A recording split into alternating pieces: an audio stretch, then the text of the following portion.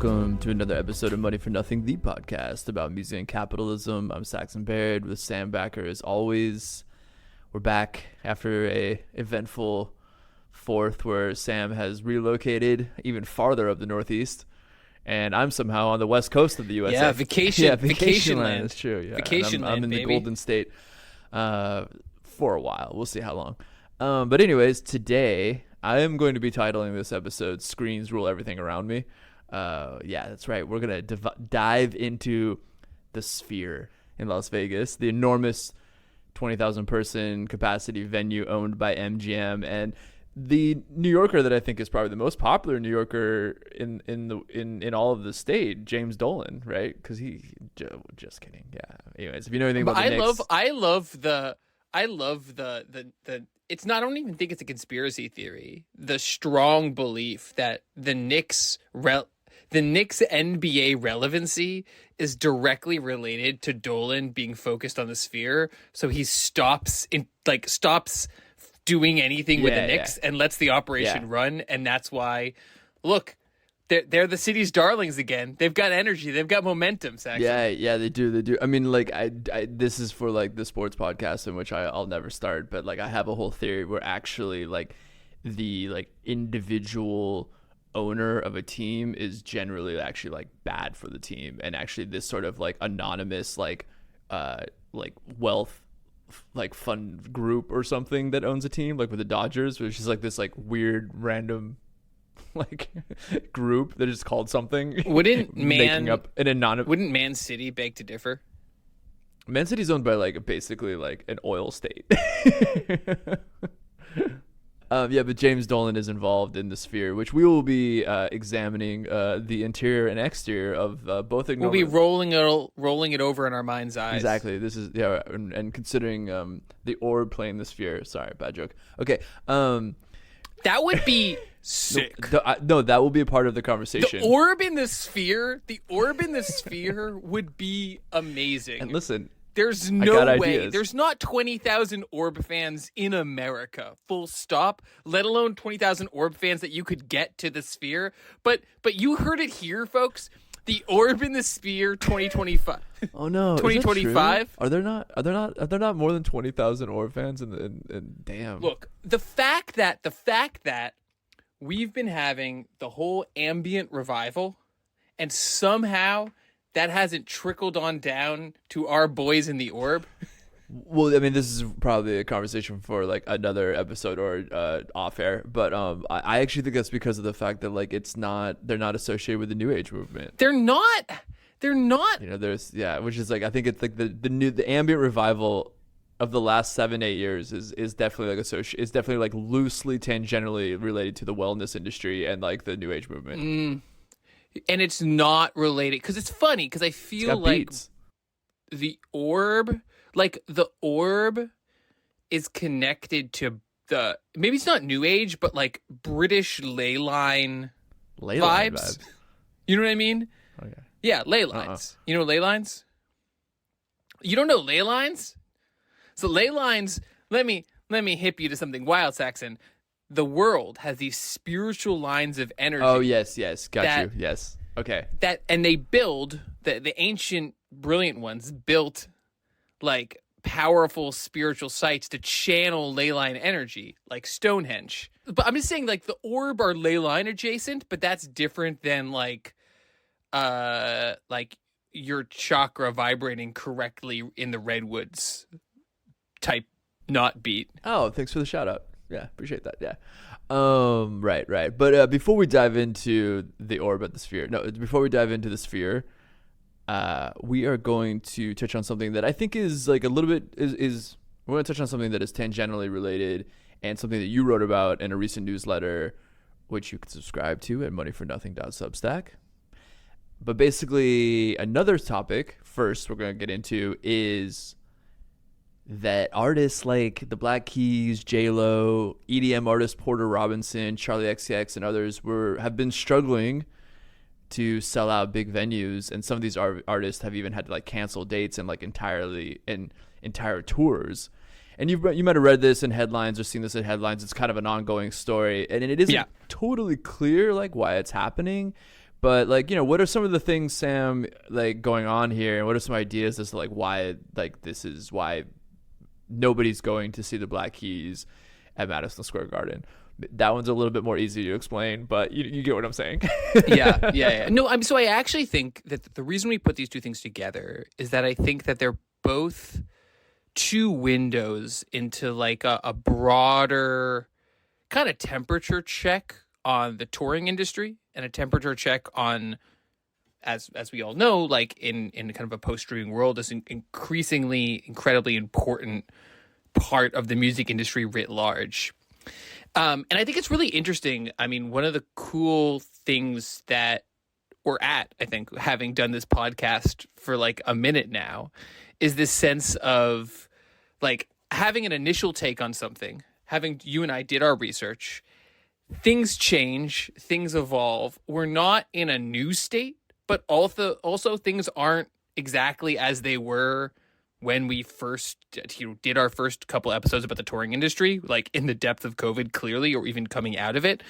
And so I think it's really interesting to think about, like, yeah, we're at this moment of conjecture where, like, it's not totally clear what is... It's this concept we've talked some about like cyclical and secular, which is like a broad economics term, right?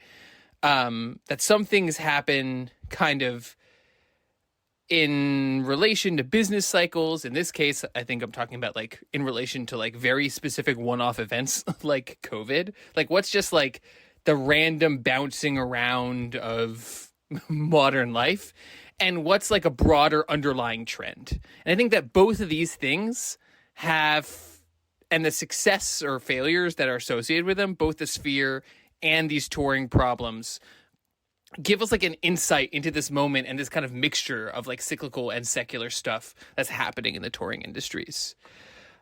But yeah, so it's been, there were some stories about this a couple weeks ago, and we kind of dug into it a little bit longer.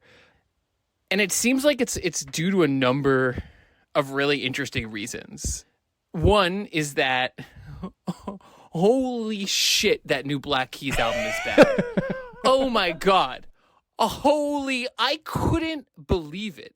Like, they didn't just make like some bad songs, but like they were making like adventurous bad choices. They're like, what if we mixed kind of an Imagine Dragons melody, but did it as like an Elvis in Vegas 68 comeback special, like that weird like fast big band R&B thing? And it's like, that's not just like, that's not like being spit out by AI bad. That's like a unique, distinctive, terrible song. Maybe who they always kind of wanted to be. Yeah, also, they're weird.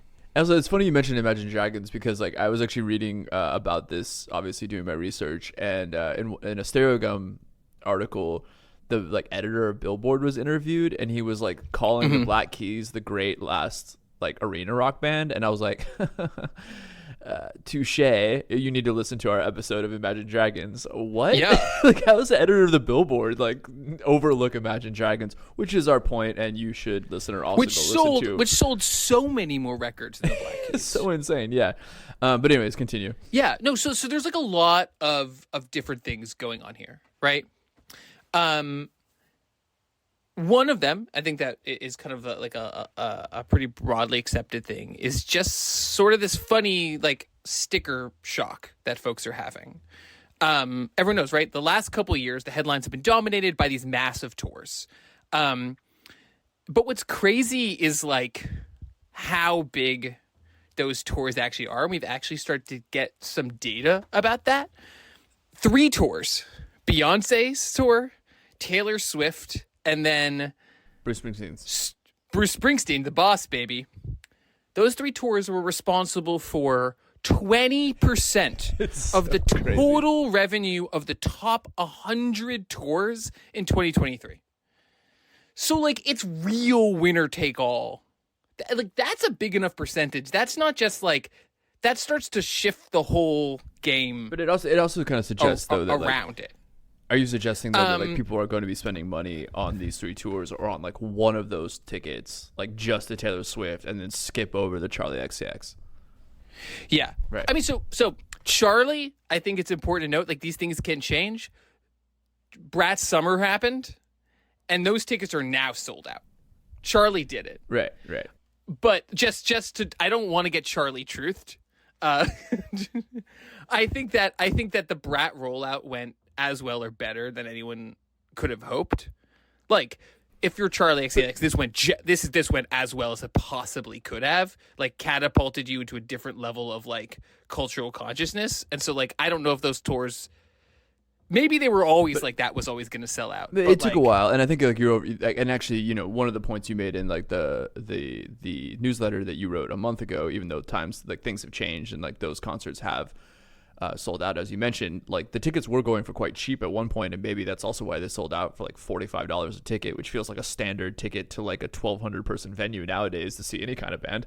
But like, yeah, but the overall point that you were making in the newsletter was that, you know, sometimes the hype that we see on the internet or the internet popularity doesn't necessarily match in asses in the seat or like albums sold or that economic return. Yeah. So I mean, I think there are like two things that are kind of go together here, right? Like, one is I think, and I think we need to do a little bit more. Not we need to do more research. Like, we need more data to make this true, and a lot of this stuff is data that's not publicly available, or at least not available to us. But it seems like in the wake of those record-breaking ticket prices, and frankly the I would argue that, like, in the wake of inflation, just sort of like destabilizing everyone's relationships to everyone's prices, all kinds of people are just like, it's $150. You know what I mean? That a whole suite of tickets that have maybe been slowly creeping up over time feel like are now just the standard for big shows. And that can be true for acts. I think in some cases, some acts could always have charged more, you know? Pod favorites Neil Young and Crazy Horse played Forest Hill Stadium. The cheapest tickets were $250. And I don't think that would have been true 4 years ago, but maybe Neil could have always charged those kinds of prices. But it also means that people like the Black Keys are trying to charge those prices because that's just the sort of new accepted baseline. Another thing we don't really know, that there's a really interesting Stereogum article that suggests this, is how much of that baseline is the artist and how much of it is the companies, the promoters that organize these tours. Looking at you, Ticketmaster/Live Nation. Right. There's obviously been fascinating antitrust stuff that's happening, and we're going to devote a full episode to that soon. But it does seem, and there was some like kind of interesting, like no names cited whispering that basically there's an incentive for promoters to book acts into these big spaces. And you can imagine why, for a number of different reasons. Bigger space, maybe you get a bigger upfront, and the management company gets some of that.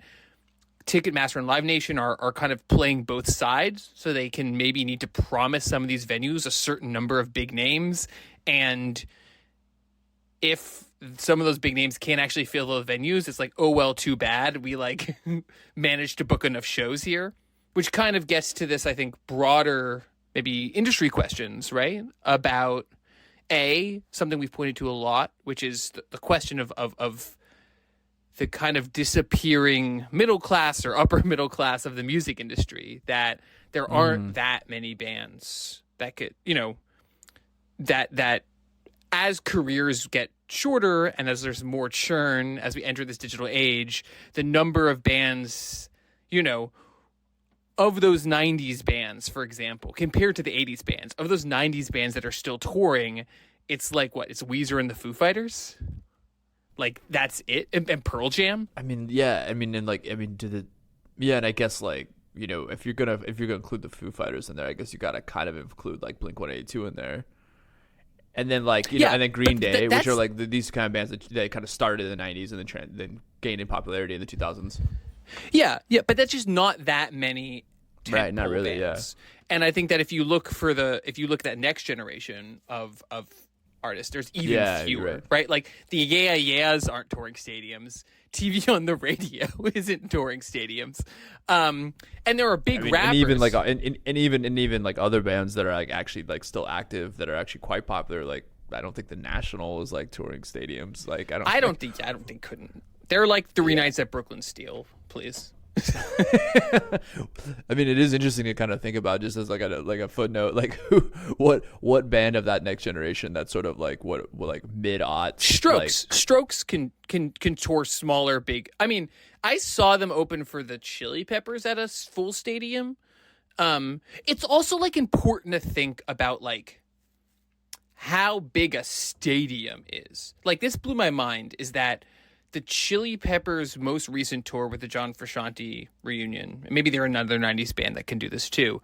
It's kind of a disappointing show, honestly, but that was their first ever stadium tour of the U.S. Wow, yeah, and like stadiums like are usually like between like 30 and 50,000. Yeah, like there's a difference between 15,000 and 30,000. Yeah, for sure. You know, some country acts, but I don't know if Brad Paisley could probably fill a couple of stadiums. George Strait can fill a couple of stadiums at like A&M, which he just did. But right, but like that they can't tour everywhere. No, so there's this. So on that side, there's this question of like, you know, and you could point to the broader like collapse of monoculture, right? Yeah, there's more cult bands. Those don't necessarily fit stadiums. They also oftentimes don't get the resources necessary to have that longevity. And I do think that happens, right? Like a really big artist can be out for an album, like do a less good album and then come back to mega popularity. And I think that the stakes are higher for smaller artists. And then the flip side, and that kind of like leads to like what you concluded like the newsletter with, which was like, you know, half tongue in cheek but also half kind of serious, which is like a sort of return to this sort of like 70s 80s style of each town has 25 or around that number, like 500 to 1,000 max capacity venues that have a show like every night. It's just like niche across the board. and maybe that's like what would work. I mean, because I do think the other thing we're looking at is, I think, as you said earlier, is like it's hard to tell what's a fad, what's a niche act, and I think that's gotten even more complicated given the way you start to get mass cult, you know, which I think by which I mean like the internet makes it harder to see how big something actually is. Yeah, it's the Charlie XCX example. But also, I think that because of that fragmentation, because what you're getting are these mass cults instead of something that looks like a mainstream, there aren't as many mechanisms in place for a large cult artist to cross over to a truly large audience that could maybe change the touring dynamic. I was thinking, I saw this like goofy, and this is maybe a kind of unusual example, this goofy like tweet of like someone's cell phone footage from a Killers show in the UK, and they cut to the live football broadcast for like the final moments of the match, and then started Mr. Brightside like as the UK wins, like they start playing Mr. Brightside, and just like the level of eruption. But it just made me think about like the mechanisms where the Killers, I think in a 2010 Killer, a 2015 or 2020 Killers, don't have a mechanism, and Mr. Brightside wasn't a big radio hit, but like the mechanisms where an entire generation learned that song. And so that there's a lot of people, I think, who go to see the Killers because they know like one or two massive hits, and right, but they don't know the whole catalog. Yeah. And I think that like in 2015, a band with the same kind of commercial instincts as and abilities as the Killers, ends up being like a big medium-sized band, but finds it maybe harder to reach beyond that silo, which then means that you can have a huge group of really obsessed people who are going to like engage with you online and drive your videos and drive discussion, all these kind of points of interest that the modern digital music economy like looks at. But yeah, how does that translate into seats? I think no one quite knows. And yeah, I mean, I keep bringing it up, but like I think the Charlie XCX example is so interesting because actually, like, you know, after reading your newsletter, like, yeah, I did see that like in like the 3 weeks or whatever since we sent it out, like she has like pretty much like sold out her tour. However, I was like looking at her plays on like Spotify, you know, another sort of like obligatory sort of statistic, and I'm like, they're not actually like they're big, but it's not like that big. Like her like a biggest song on like Brad has like 72 million, which is like feels like that's not that big. That's not that big like compared. It's not that big. And yet like and once again like you know you think about the algorithm and how like it's all sort of like a million silos catering to our interest, and so you and I doing a music podcast, having like a relatively like you know being from like you know urban centers, like we're inundated with like you know Brat Summer, but that actually yeah. No, what is that? How does that reflect? We live gay adjacent lives. Yeah, like, we know. Yeah, exactly. But like how that actually like translate, or how that like thinking about that on like a broad. Absolutely. Like, do we know? Absolutely. I mean, is this actually like understanding like how big this is on a global scale is like almost impossible. And I think also that, yeah, like and how something like this will, the moment that she's in will affect her career. I mean. Because if you look at this, and I've seen this a little bit in the set lists, like she closes her sets, my understanding is, with her biggest song, which is by a long shot that Iconopop song that she sings the hook on, which was like a 2010 actual pop hit back when they were, and Fancy. Right. Those are her two biggest songs by such a large margin, which is like from a different moment in her career. And I just wonder about like, given this level of success, like thinking about episodes we've done on Prince, thinking about episodes we've done on like other people's careers, Eric Weisbard talking about the Isley Brothers and the ways they move back and forth between white and black radio, the ways in which these digital silos and the lack of common spaces mean that someone like Charlie XCX maybe won't get, like, I don't know how she would break into a bigger space. I mean, the Lorde remix, like Lorde is a bigger scale pop song, but again, that's because Lorde had one really early huge hit. And I mean, I think that even at this point, like a collaboration with like a bigger artist, like doing a Taylor Swift collaboration, I don't even think that really guarantees like moving into a bigger space either. And I think that actually, like, this kind of leads to the question I wanted to ask you, and then maybe we can wrap up this section of the episode. But like, do you think that even like the industry heads and like her management team or the people behind this even understand like how to do that? Or do you think they're also fooled by the like, wow, this is like huge on the internet, and it was, but then they like, you know, or like they say the people behind Live Nation or whoever is like doing her tours being like, oh, she's gonna sell these out like in an instant, and then I think sales that lag and the prices go down. Like, do you think they're actually like also trying to figure this out? I'm not a Charlie XC expert, but but my understanding, the base like line of her career is that she was in a major label contract. She had to kind of do what they wanted her to do for like 3 or 4 albums, if not longer. She kind of soldiered her way through it. This is the first album, my understanding is that's not major label or not in that original contract, which means she was able to do it more her style.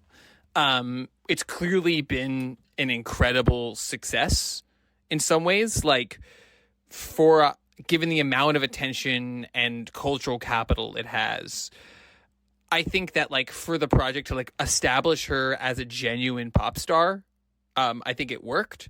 The question is like, can you take that to the, like, does Charlie XCX get her Purple Rain moment? And I don't know. And the question, given how well this went for her and her team and the broader like AJ Cook and like the broader people working with her, like, I don't know what your move is to do, like to break out to that broader place. I do think that potentially she's really well situated for it because she now has a much bigger. She has a group of people who will ride for her.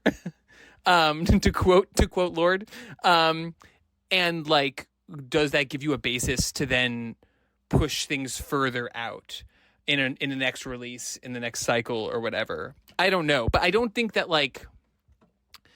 I think they're pretty canny. I think this worked out really, really fucking well for her. Oh yeah, no, undoubtedly. I was just more like, the question is really just like, do you think that like this sort of fractured internet-based ecosystem where it's hard to tell like how popular something actually is versus like how popular it is on the internet, like or in relation to how popular it is on the internet, like if maybe the industry heads are still kind of struggling with this conundrum as well, and that's maybe part of the reason why maybe they booked her, or she was booked at these like larger venues, and like sales did lag. I mean, they eventually sold out, but they did lag, and it did take a while, opposed to like you're seeing like a Taylor Swift sell out in seconds. Yeah.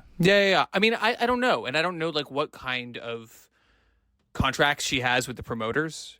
I don't know what kind of label support she has for that kind of stuff. I also don't know like Troye Sivan's situation. Troye Sivan, right? How do you know how to say his name? Troy's situation, and like how like booking those kinds of dual tours, at bringing like multiple managements, right? I also wonder, like, if thinking about this, if the idea of popularity is no longer useful, right? Like the idea, and we've mentioned this in the past, exactly, yeah. It's like, instead of saying like, oh, that. But I think in the conversations, even in that framing, it's like there's still this idea that like it's possible to get a God's eye view, like if somewhere in the universe there is an actual existent chart that like you could reduce all of this information to, that would show how popular everyone is in this like clear metric, and maybe that's just like not true anymore. Is that there's multiple ways to have engagement, there's multiple ways of being popular, there's multiple ways to make money, there's multiple ways to make impact, and like in this weird moment when there's so many different possibilities of like how the music ecosystem is going to evolve, there's not a socially agreed upon metric or yardstick that can be used to compare people to, which is all the Billboard charts ever were to begin with, maybe. Yeah, like likes versus streams versus like asses in the seats and ticket sales and all that. It's like, yeah, it's we want to like look at these as like some sort of like metric to determine this popularity on a more like global scale, and yeah, maybe it's just kind of they're insufficient sources essentially. I also just, but before we wrap up this section, I think it's really interesting that in this moment there's also like the beginning of a reaction to all of this, you know, which is kind of, I guess, how things work, right? Like, fans, and I know this like both anecdotally from friends of mine, but like I think more generally, like people are starting to figure out how dynamic pricing works. and there is like if you can like a whole bunch of people throwing money together can like make GameStop skyrocket, a whole bunch, everyone kind of saying like, maybe instead of planning my life around these shows, I'm gonna approach them like, I live in a market, I'll see day of, like, because I know that ticket prices are incredibly volatile, I'll see day before if there are any cheap seats, and I'll grab them if I can. There's this whole like hashtag it pays to wait thing on Twitter. And, right. And I think that like as people realize, it's like, oh, actually joining the club and like getting the pre-sale seats gets you a more expensive ticket because you are fighting for those seats against all the other like people who really care and really want to get a seat. And if you really want a seat to see a show, yeah, you have to do that maybe because things do sell out. But like if you don't care that much, like knowing that ticket prices drop like means that people can start to develop new kinds of social practices around show going, maybe, in which case like I love when there's just like social antibodies, right? I mean, you tried to jack everything up, and so we're just gonna wait. But I would even argue that practice like isn't so new. I mean, like I remember like there used to be like a resale ticket office like when I was like right outside of like the baseball stadium, which was like I used to go to with my father when I was younger. My dad would like literally show up like as like the first inning is starting and like go to the resale office and be like, what do you got? And they're like, here's these tickets literally behind home plate for like $5. He's like, cool, I'll take them, because they're just like it's I'll take them. Or like I remember like going when I lived in Portland, like going to Trailblazer games and like showing up like 5 minutes before the game starts and like dealing with the scalpers out front and being like, what, like, give it to me for 20. Like, are you kidding me? Like, the game's starting and they're like, fine, whatever. So in a way, it's like, it's kind of similar. So, no. And in some ways it brings it back to that organic moment. Those are like face-to-face interactions in a very different way. Which actually kind of ties together with a more personal theory, which we don't need to get into, but that actually like word of mouth and like is becoming like a more of a thing now with like the advent of like bots, like buying everything up or like sending out resumes or like whatever, like to get information now, because everything, like everybody thinks that they can just like Google something or like go on social media and like find something out, that now like, or even like raves in New York with like are now like having like flyers handed out, like it's nowhere on the internet. Like that's because it's almost kind of all going back to like pre-internet times in a sense, which I think is like really interesting. Like it's more about like who and like these sort of old forms actually. I mean, I also think that sense of like who and the social aspects is another part maybe of why touring is so uncertain, right? In that if we don't, and this kind of gets us to our next point, or to our next segment rather, is that if it's about the show, that's a stable thing that you're buying access to. Right. But if it's not about the show, if it's about like gaining access to the social media environments that surround going to the show, then in fact, like the value of the show, of course, like the value of a ticket was always like driven by the demand of the audience, but like it makes the potential for like the mimetic status of a show, which can vacillate wildly. Like we know that. If that's so much, given the fact that every one of these shows are on their phones, given the fact that when you're going to a show, part of what you're doing now in a fundamental way, and these shows are designed for that, right, is being on your phone at the show, that there's this whole secondary set of like parasocial relationships and images that float around going to a live performance, that it just means that like if something can get hot really quickly or not ever get hot, and I just feel like that makes figuring out who should play where even more uncertain, because it adds this like new level of volatility to the value of any cultural event. Yeah, it's a good point. So turning to our next tangentially related topic, as I mentioned at the top of the show, we're going to talk the Sphere, the $2.3 billion 20,000 person capacity venue owned by MGM and James Dolan's Madison Square Garden Entertainment Group. So yeah, you've probably seen it on the internet, but if you haven't, it's essentially an enormous dome whose interior and exteriors are both enormous screens that cover the entire thing. I love that. I love that the exterior is too. It's wild. Yeah, right. Well, and I think it's like, because you need your advertisements being blasted out through Las Vegas for $450,000. Yeah, right. Space. Yes, there was also like another one that was slated to be built in London, and actually, I don't know anything about the mayor of London, but good on him, because he basically nixed it, because he said it would be annoying. Essentially, like he didn't say that exactly, but that's basically to distill it. Like, yeah, respect. Yeah, like that's gonna be annoying. But like respect. They're like, we already have that big carousel. Like, we can't add any more things. Light pollution that apparently you can like see from like space or some shit. Yeah. So and just a disclaimer here that neither Saxon nor I have been to a show in the Sphere, though I have been tempted now by Dead & Co.'s extensive residency. Right. So, do you know John Mayer has been in the Dead & Co. for nearly 9 years at this point? That's crazy to me. That's crazy. I did know That's that. crazy. Zach. I know you didn't know it.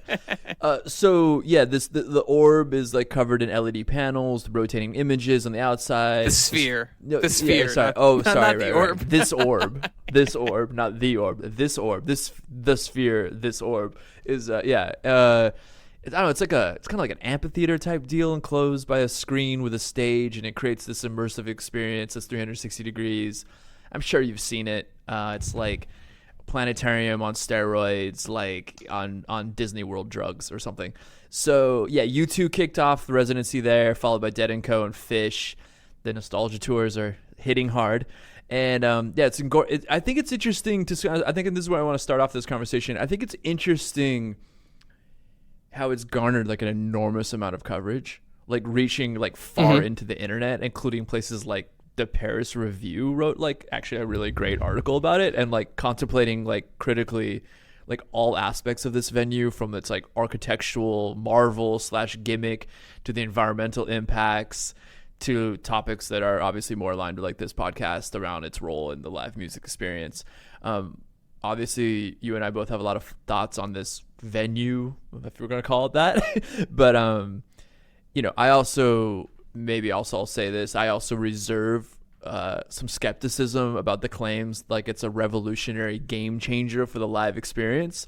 But we can ping pong a bit about this, but maybe a place to start will be like a question I'm going to ask you, which is, why does the Sphere feel like something fundamentally different, or is it? And like particularly considering our current world of immersive screen heavy LED overdosing experiences, like why is the Sphere that big of a deal?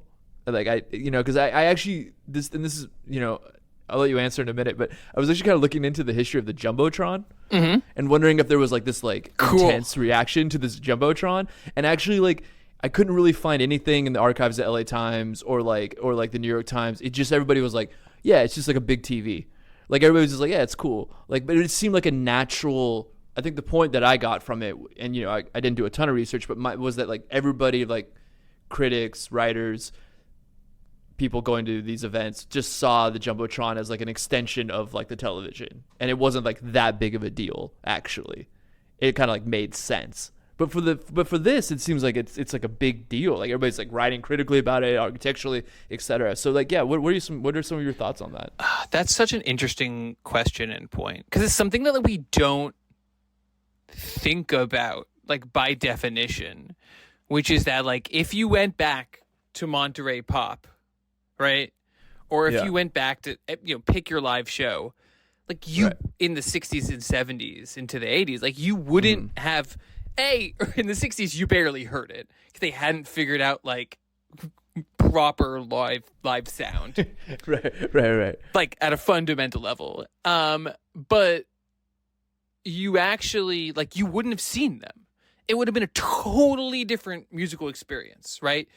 Like you saw the Rolling Stones on their 76, 74 tour. Like I don't know exactly what year but you like in a stadium, they're tiny, right? You bring you'd have to bring people would bring binoculars to the nosebleeds. So there actually is this process of democratization, right? Like if you have shitty seats, you can actually see them and you're still hearing them. Right, yeah. So is it a revolution? It's an interesting question, and I'm thinking, I'm kind of running through really quickly the Rolodex of just venues. Like, why is this such a big deal? Venues. I'm just running through the Rolodex of venues in my head really quickly, and the reason I'm doing that is that James Dolan, who's like a notorious asshole, and like let that be said, like everything I heard about James and read about James Dolan prior to this has not been good news. He's using it's not a controversial point. Yeah. He's like using like he's profiling people. He's kicking people out of Madison Square Garden shows for because they sued him at a different place. Like he's he's profile all kinds of like everything bad that you can do as an owner, plus like the Knicks' incredible irrelevancy for 15 to 20 years. All laid firmly at his doorstep. That said, what he basically did was take a huge amount of money, form this new company, kind of bet it all, build the most expensive, big new live performance venue in a really long time, I think. And I think I was just trying to think of like, there's new venues and new clubs that open, right? And people go, oh, this one's nice. Oh, that one's nice. But like, or festivals. But when was the last time like a new space devoted to the arts, right? This isn't a new fancy sports stadium with more box seats. This is for the arts. Like you can't put, as far as I know, a sports team in the Sphere. This is for live performance. You could definitely watch sports in the Sphere at some point. You could watch sports. You could put handball in the Sphere. No, tennis. Yeah, you could put tennis in it, but that's a high lie. sorry, table tennis. Sorry. But right. So I do think that there's something like a little bit, and this is weird to say, but like a little bit moving, a little bit stirring about, and this is also the Vegas part of it, right? Yeah. When they build big new performance spaces that are really nice and famously nice, a lot of them are in Vegas for these residencies. So there is kind of a history and a model for that here.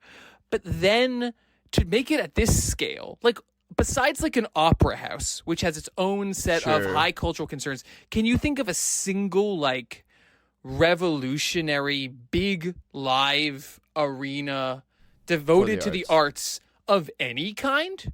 Like Red Rocks, which opened in the 80s? Yeah, no, it's a great point. I mean, it's a great point. And I think. So I think someone throwing like not just like, oh, that's a lot of money for the arts. It's like $2.3 billion. Yeah, that's a lot of money. Period. Yeah, at something for the arts, and then being like, for like music, essentially. For music, like music and like weird movies, maybe. Yeah, like I guess Darren Aronofsky had like an hour-long like whatever going on there that you could pay $99 to get into. I mean, Darren Aronofsky always has like a 1 to 3 hour long whatever going on somewhere, as far as I can tell. But right, so I do think that, and then being like, okay, we're gonna build like at some level, we're gonna build a new venue for performance for $2.3 billion. Like, what can we do with $2.3 billion? Yeah. And the point is apparently amazing sound and wild light shows and like smells. I think it does smells. I didn't read about smells, but I did like something like 10,000 of like this, because I think so if it's 20,000, like 17 plus some change is seats, and of those 10,000 seats, they actually like move. Like yeah. There's like, I don't know. No, so there's something wild put a coin about in and like there's something wild about that, right? So I think at one level it's like so it's both this amazing, like perfectly Vegas mixture of so incredibly awful and tacky, right? We're gonna build a giant amphitheater and the outside is gonna be a huge glowing advertisement you can see from space, is like the worst thing anyone's ever heard of. But at the same time, to be like, oh, but it's also a 2.3 or however many $billion thing designed for the arts, is like there's something that's at a heroic scale. And then I think we'll talk about this more, but this I think is the answer for why it's resonated, is that unlike almost anything in our society, right, it's too much screen for our phones to capture, right? That everyone goes and they take pictures and they go, literally nothing we're showing you is the experience of being in it. And that's fascinating. That's like a suggestion of the technological sublime that, like, I think people find entrancing. The idea that, like, you can take pictures of it, but there's no way to capture the experience, which is the experience. Experience. Well done. That's actually now the show title. Experience this. Are you experienced? Are you experienced? Oh man. Okay. We've never done this actually while recording. Well done. Is like, I think that intrigues people, and certainly that like really good Paris Review article is at some level about like, what is this thing that's beyond description, which is like the classic like definition of the sublime. It's like something where like your Kantian faculties like no longer are able to describe it, and that surplus gives you either awe or terror. I'm pretty sure that's exactly what everybody's going there for. They're like, I want my Kantian faculties to be overwhelmed. Be surpassed. Be surpassed. No, I know. Everyone's, the kids are all like doing it. The Zoomers are all about having their Kantian faculties being surpassed. Facts. By facts. By vaping. No, so this is I really appreciate all these points you're making, and I think they've completely collapsed all of my points. No. It is. It's both like utopic and dystopic in some ways. I don't even know if it's utopic. It's dystopic and exciting. Yeah. No, I think it's right at that cuspy and James point. fucking I think Dolan, it is something like what? utopic. But I and I know, like holy shit. And that's the thing, is that everyone goes and they're like, it was the best thing I've ever seen. And I was like, imagine you said that about the Knicks. Yeah. I mean, okay, so one, I want to say that like it does bring back this thing that you and I don't know if we've ever actually talked about on the podcast, but definitely over beers, where like this sort of old generation of moneyed Americans would build these amazing institutions for the arts, Carnegie Hall and so on. And how the Carnegie Libraries. Yeah, and how we oftentimes have sort of discussed how like we don't see that anymore. It's like rich people have like tacky taste and like, do things off the radar, not for the general public. And this is tacky in some ways still. but wait, hold on. Definitively so tacky it might be not like, but I would actually clearly very tacky. I would even argue that like that's why the Brits wouldn't let it in. Yeah, well, it's too bright. They like although okay, well, anyways, but sure, how it's being utilized is tacky, but I could even see it being utilized in ways that maybe are not so much. But yeah, anyways, besides the point, like it is like generally for the public, it's for the arts. So I really do appreciate that point that you've made. I think that one thing that's interesting though, maybe to discuss is on that note is that yes, it's for the arts, but in a weird way, it's actually overshadowing.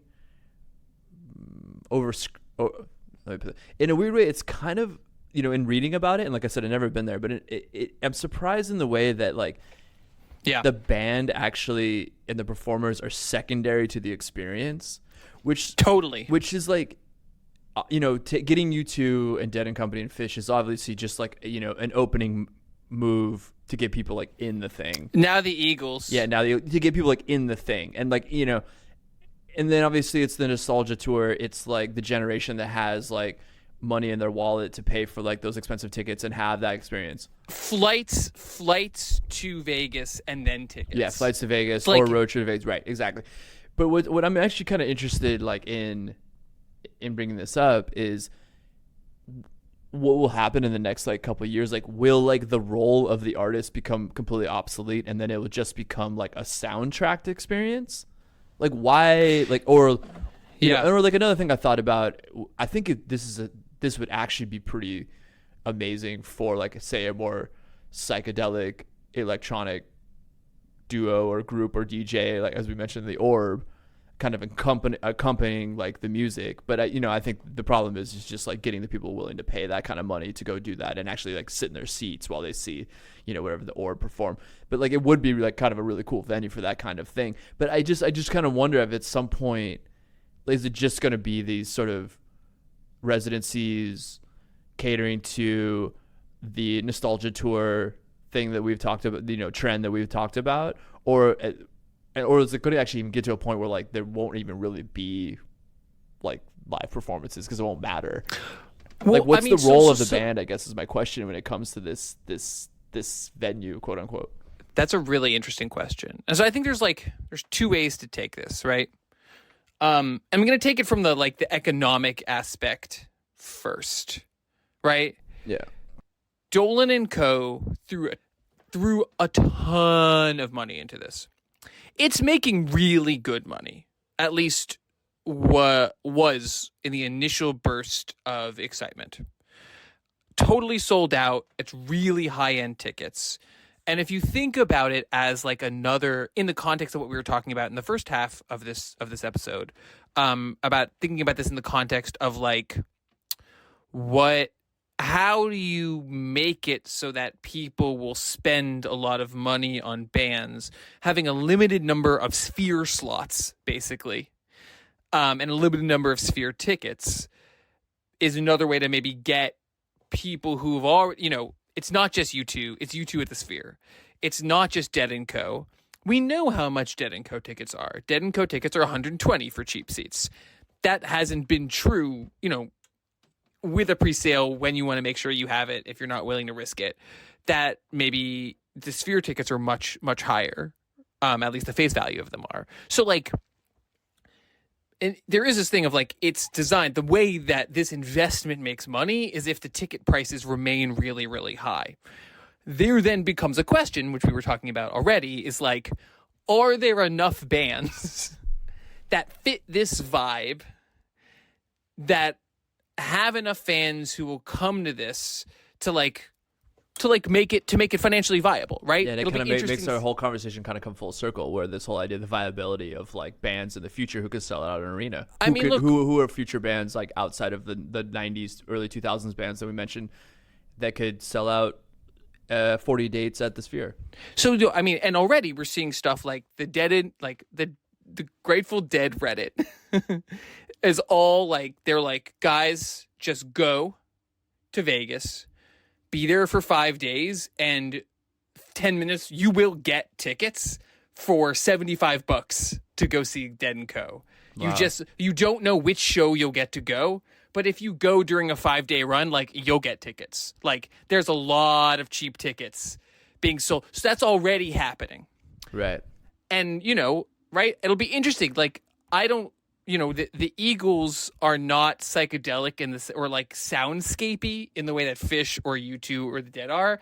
It'll be interesting to see what a very different band, like, could you even Blink-182, like, what are they gonna do? Show like skate, like immersive skate videos? Like, I don't know. Like, yeah, or like and pop stars, like, could you put Britney there? Like, maybe, but then it's a different, more Cirque du Soleil thing. That's one level, right? So I don't know about that like, what the role of the band is going forward. The flip side, I think, is also thinking about this, and I think you're really astute about the way, about your reading of people's descriptions, because I felt that too, that the bands are like not, they're kind of the second thought.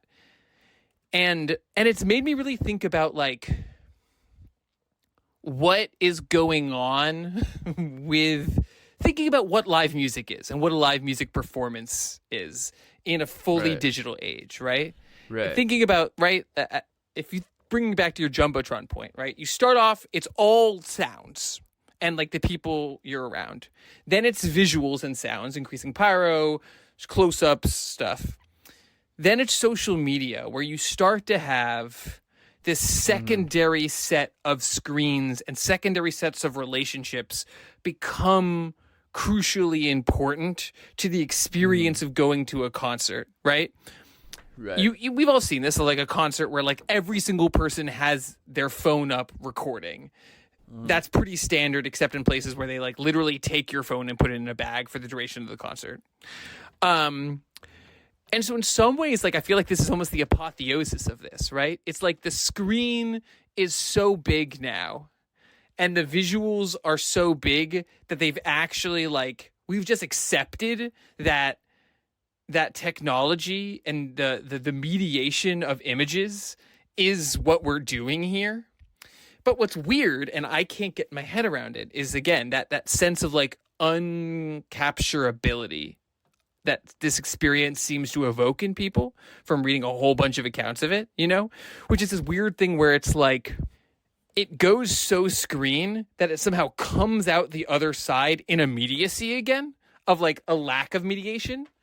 And it's like a fully digital lack of mediation, but it still seems in this weird way. It's like by delving so far into that like visual experiential aspect, it comes around again in a really interesting way. Yeah, I saw this in the show notes, and I don't want to say I'm skeptical, but I just have questions about that point, because I think that like even through social media and the promotion of certain locations or experiences or events, there still has been the desire for people to go and experience it like live firsthand. And I mean, I'm in California right now, and like that's kind of like a running complaint that I hear a lot about people, is that these places like in Big Sur or like other like national parks, or like even like kind of like secret little beach coves, that when you go now, it's like overrun with people with like selfie sticks. So like, and how did they find that out? They found that out probably through social media. So there's still always this desire to actually go see it yourself. And as is something we've also talked about, there is this sort of cultural cachet that if you're there, we talked about this with the touring, like, you know, if you're at the like Earl Sweatshirt concert, it kind of adds like a certain level of cultural cachet, or at least in regards to your social media presence. So like, I don't think that like the like inability, and I do think that there is this sort of understanding that even though you could get on YouTube, and you know, my dad's like really into like travel vlogs, you know, he's like always watching travel vlogs, and you know, even though like you can have this sort of immersive experience through YouTube or social media, like it's still not the same as like being there, and that's kind of like widely accepted. So I think it's just kind of in a way like kind of playing on that. Yeah. But I do also think that there's this interesting aspect of it, though, that like building on top of this, like what is kind of the role of like the artist in this, where it's like there's this really great essay on Passion of the Wise, Jeff Wise's blog website about the Sphere, and like the writer was talking about how he went with his dad to the Dead & Co, and his dad said something like, in the 70s, you know, the Grateful Dead didn't need all of this, like all these visuals, which I thought was also kind of another interesting aspect of it as well, where like, and then I got to thinking when I was thinking about, and this is a little bit of tangentially going away outside of like what you were talking about, but I started thinking about, you said putting phone in a bag for the duration of the performance. I started thinking about like, what is the connection and disconnection and differences between like a place like the Sphere and like Berghain, which is like people that I talk to. I've met a lot of people that, let's just say, people who are not fans of like electronic music, like rave party culture, who have either tried to get into Berghain or want to get into Berghain. You know, the hype now is like so big, which is a place that you can't see, that you have to experience, because they don't allow like any kind of like footage or photography or anything, you know. And so there's also still that level of like, you can't capture any of it. And then the Sphere, like you can capture it, but it's still not the same. I don't know. It's interesting, but there's still like the same amount of sort of interest and desire in these places and sort of hype around these places. I don't know. I really don't have an answer for it. And I'll just add like a third aspect of it too. That I think that's one aspect of the Sphere that like I think is maybe making this like a sort of bridge, is a sort of oncoming sort of like VR related, like metaverse related culture. Yeah, totally. Where it's like, okay, I'm not in my room in my like gamer chair with my headset on, like experiencing this. Like I'm actually in a place surrounded by real other people, but having like a similar experience that I might have with goggles on. Yeah. I think both of those are really good point. All those are really good points. I mean, I do think there's something really interesting here about like, and maybe this is the kind of massification of Berghain, by which I mean like, in a world in which experiences, digitized versions of experiences, are a primary form of cultural capital, right, it would make sense that some of the most valuable experiences are ones that are by definition not accessible, right? Yeah, like for sure. That's how value, like, right? There's an additional value that is put on things that you can't get access to digitally. But to go to Berghain, you have to be like either, as you know, really fucking in the scene, or lucky, or go at 5 a.m. or like there's a sense of like edgy, personal danger, right, which I think is like, and by personal danger I mean like the guy might not let you in, and everyone's like nervous about that. The thing about the Sphere is it gives you maybe that same sense of like, in a weird way, it's like the upper middle class version of that. Like everyone's 70-year-old dad can get, if that dad has enough money, that dad can buy a ticket to the Sphere and have an experience that can't be shared in a way that everyone's dad, though it would be really funny just imagining the line of dads at Berghain, but like oh, there's daddies in there, let me tell you. leather daddy a whole new meaning. But like the right, but like the sense of taking that kind of niche non-reproducible experience and blowing it up to a place where like 20,000 people can have that is a really interesting maybe reaction to our digital age. Yeah, for sure. Yeah, it is interesting. So we're gonna wrap this up, but I want to just ask you, I mean, like, hot take, it's been open for less than a year, but like, hot take, is this kind of a win? Yeah. No, there's a couple. It's obnoxious and tacky, but it's kind of a win, actually. So there's a couple things, right? I read this from an environmental perspective. Oh, horrific. Yeah. Right. And that's so because is Vegas. in this like all really, of Vegas. Yeah. There's this law that I read about online, and I which is basically like which they think about a lot in relation to LEDs, right? When they made LEDs, they were like, "Oh my god, this is great! Yeah. Oh my god, this is great!" Like, the amount of electricity we'll spend on lights is going to go down. Yeah. And what happens is it actually increases, because while every LED is infinitely more efficient than like an incandescent bulb, the point is they are so cheap each individually that we just make a quadrillion of them, which is literally what the Sphere is, right? Yeah, right. And so like, unfortunately, I think that like we're going to see more bad versions of the Sphere if this is a success. Yeah. Which will be a lose.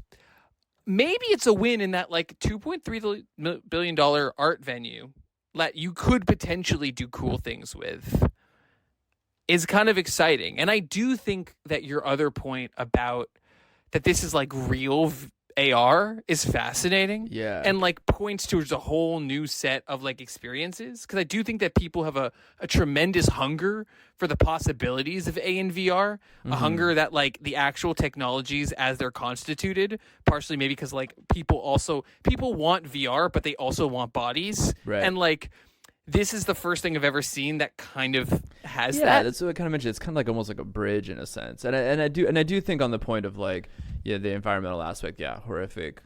Glad you mentioned it. I would say though that there is like apparently like a smaller Sphere like in LA.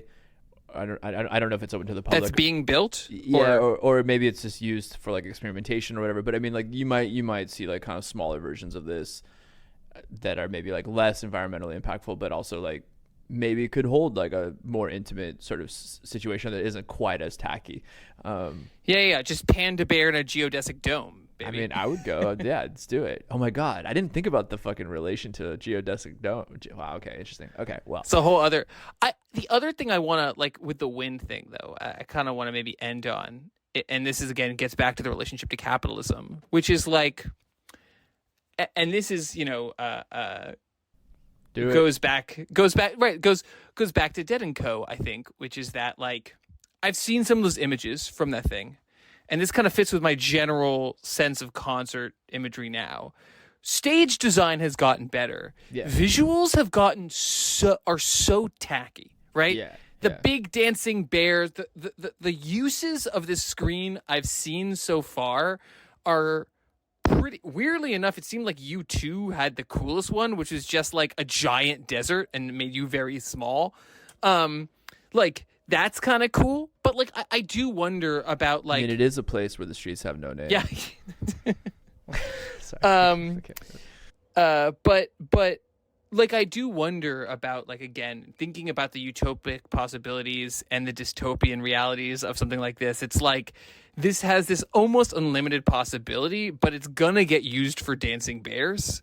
Yeah. And Yeah. like, and I wonder about like, just because it could be really cool doesn't mean that it will be. Well, this goes back to a point I think we've made before, where it's like the technology itself, is not good or bad or tacky or not tacky. It's like how it's utilized, right. And I think that actually was a great point that was brought up in the Paris Review, where it's like there's so many infinite amazing possibilities you can do with the sphere, and like none of it's probably gonna happen.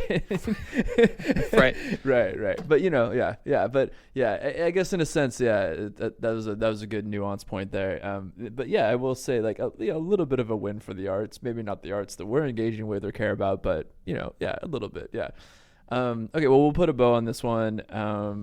A sphere on this one. Yeah, we'll close the sphere because it does open, right? It opens too. I don't think so. I think I saw footage that it opened. Maybe not. Okay. Well, anyways, that's a mistake. They should have allowed it to be open so you can see the beautiful Las Vegas Strip. But no. Anyways, we're gonna end this episode. Convert a sphere. Yeah. Yeah. Please rate and review us, and also subscribe to our newsletter, moneyfornothing.substack.com. That's the number 4. We'll be back soon. Thanks for listening. Bye.